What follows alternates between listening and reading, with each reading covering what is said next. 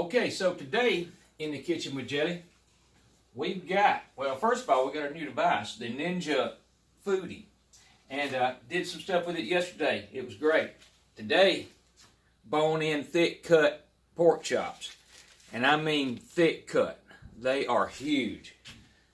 So, it comes with this recipe book. And I mean, it's a pretty handy-looking recipe book. I'm looking forward to trying some of the things in there. The thing about these type pork chops are because they're so, well, there's not a recipe made up for it in the manual, in this recipe book. So, but they do have directions for just about everything you can think of. And it calls for pork chops, 2 thick cut bone-in, 10 to 12 ounces each. Brush with oil, $3.75 for 15 to 17 minutes. All right, now the problem, or not problem, but the issue with that is these are 54 ounces together. So I'm not going to try and do both of them. I'm only going to do one at a time. So I'm guessing those would be somewhere around, I don't know, 26 ounces a piece. And which would kind of come together with what they call them for, because they wanted 2 bone-in pork chops at 10 to 12 each, which would be 24 ounces, but not this thick. So I've got a instant read thermometer. I've got my air crisp basket, is what it calls for. It calls for it to be cooked on the air crisp feature. We're not even using pressure today. Not even going to use the pressure on it. We're just going to use the air crisp, put the basket in, and I'm going to go with maybe 20 minutes on the first run. I'll tell you what, we'll go with 17 minutes on the first one, which will be the upper side of what it calls for. Raise the lid and see what the internal temp is. So, I'm going to get that started, and I'll be right back. Okay, so there it is with a little canola blend oil sprayed on it, salt and pepper, and all we have to do now is lower this lid. Air crisp, it said $3.75 for, and we decided, or I decided on 17 minutes, and we are off and running. Come back in a minute and we'll see how it looks and do a temperature reading on it at that time. Be right back. Okay, so we're at 6 seconds away. So just a few seconds we'll be able to lift it and do the instant read. And there it goes. I will say one thing. I noticed people say you couldn't smell it. Mind you, you can smell it, but it's not a bad thing. It smells fantastic. So there it shut down. It went to done. And that does look really good. Now, I will say, I'm not expecting this to be at what I want it at. It's just a thick, thick piece of meat. So, and it's not. So I'm going to flip it over because it's only 84 degrees at the bottom of that. In fact, go a little further to see. It's a little hotter. There's 95 down near the bottom. But in the center, it's only, you know, I saw 84 a while ago. So somewhere around 84. So what I'm going to do is I'm going to flip it. This is a huge piece of meat, as you can see. And it's browned on both sides really well. And you can hear it sizzling. And I'm going to do the same thing again. I'm going to go 17. I'm not, well, you know what, I'm not going to let it run the full 17. I'm going to check it throughout, but I will definitely bring you back as I'm doing that. So $3.75 for, I'm going to go 17 just so I can say it was double the time or something. I can come up with something from that. So there we go on 17 minutes, and we're going to let it go for at least the first 7, but I'll be right back. Okay, so we're coming up on the 7-minute mark. 7 minutes since I flipped it and restarted it. I don't know if you can hear it, but I can. And I'm going to stop it exactly at 7 minutes. So right now we're at a total of 24 minutes.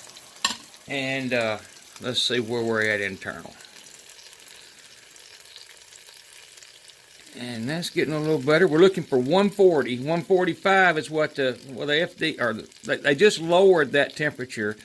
That pork used to be 165, I think it was, and now it's 145. So, and you're going to get a lot of carryover if I were to rest that for 5 minutes, but not at 104. So I'm going to continue cooking because I saw 104 on that. So I know I'm not at where I feel it needs to be. I mean, maybe 135, 140, you bring it out, let it rest, and it might carry over to 145. But I don't think it'd make it from 104. So be right back. Okay, so we're coming up on the final cooking time of 2 17-minute cooks, which is 34 minutes. It just went to cool on the display. I don't know if you can see it here or not. But we're going to get a reading one more time and see where we're at. And there it is shutting down. And I mean, it looks great. I'm not going to lie. It really does. And I don't know if y'all can read that or not, but 125, 129, 31, 135, which is what that's set at. And that is, I believe, close enough to pull, but just for the sake, since we're at 34 minutes, there's 136. I think carryover would take me there, carryover. In fact, it takes us, it's an instant read thermometer, but it might take it, it's not exactly instant. So I think I will. I think I'll pull it and let it, I'm going to let it rest right there in that for just a minute. So I'm going to give that about 5 minutes to rest inside the pot without even running it. And then we're going to check it one more time. And if that doesn't do it, then we'll put more time. So, I mean, again, this is not your average pork chop. It's 2 inches thick. I measured the other one, and it weighs 29 ounces. I weighed it before I put it in. So, I mean, you consider most steaks that you get at a restaurant are 12 ounces, or the large is a 16-ounce cut. 29, and it's bone in, so there's a lot going on there. So, long story short, we're going to let it rest for 5 minutes, and I'm going to check it again.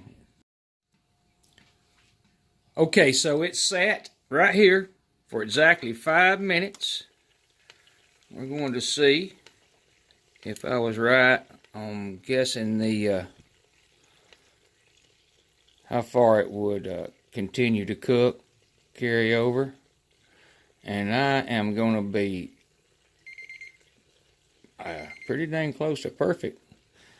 So, as I said, 145 is what the FDA or whoever makes those numbers want. So that's where we're at. 150. Well, that I just shoved it in a little further. So I have 147. It doesn't matter. It's close enough. So let's get this out. Put it on a plate. And I wanted to say a few more things about this. It gets warm, I mean, on the sides a little bit. But this right here, I've laid my hand on it the whole time it's cooking. It doesn't even get really hot on the top. It gets warm on the sides a little bit, but nothing you couldn't keep your hands on. I mean, you can literally keep the back side of your hand right there. It's not that bad. It's really impressive.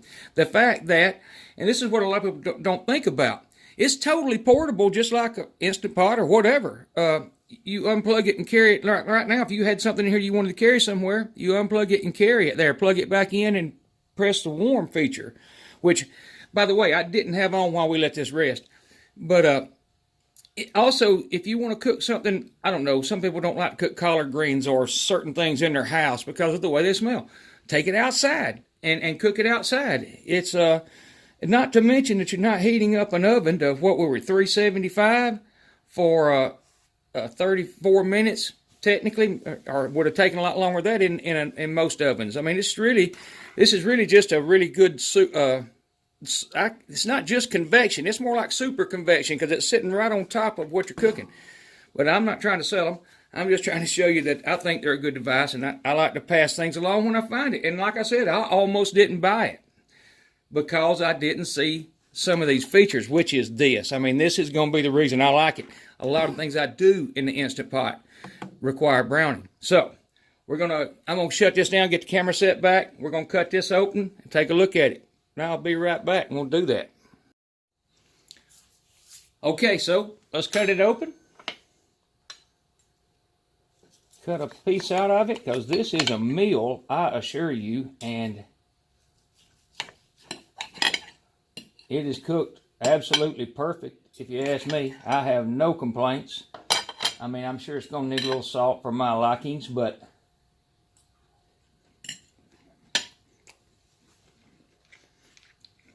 That is absolutely excellent. Very good. Cooked perfectly. And I'm impressed with this device. Not only that you can do pressure cooking and then brown, but for the fact that we didn't even use pressure cooking. All we used was this air crisp feature. So, In the Kitchen with Jelly. Y'all like and subscribe if you don't mind. Come back to see me. Share if you want to. And y'all have a good day.